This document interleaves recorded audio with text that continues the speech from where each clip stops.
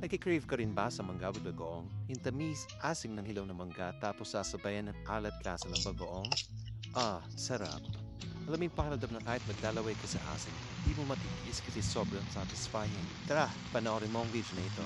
Para sa pagluto ng bagoong alamang, naghanda lang ako ng kamatis, bawang, sibuyas, siling haba at siling pula. Mas madami, mas masarap. So, ang ginamit ko pala dito ay 4 na kamatis, 2 sibuyas, at 4 cloves ng bawang.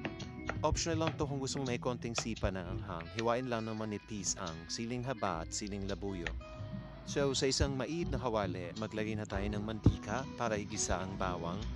Haluin lang ito hanggang maging golden brown.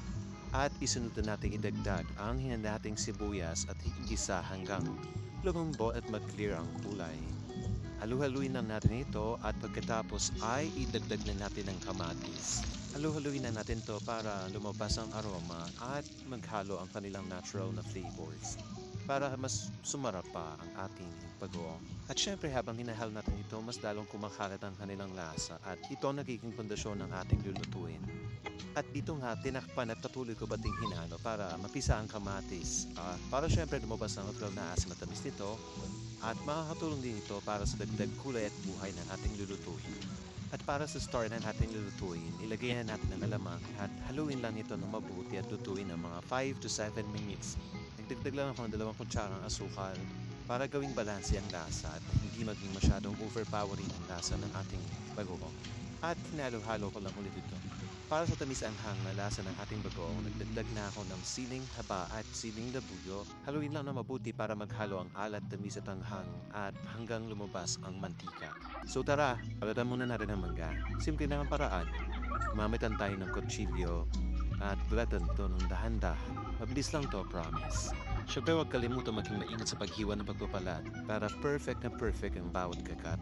Kapag malutong at mahasim ang mangga, ay nako, mas masarap siyang sausaw sa bagoong, swak na swak. At syempre, tatanggalin natin ang buto ng mangga para mas madali at masarap siyang kainin. Ang buto ng mangga hindi madaling nguyain.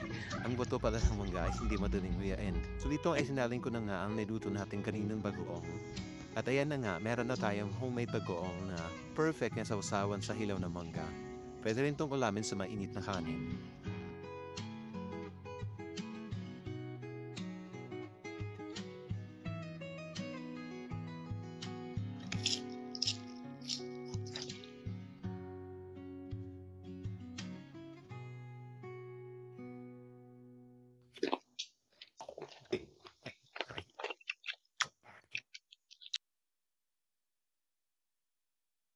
Bye-bye.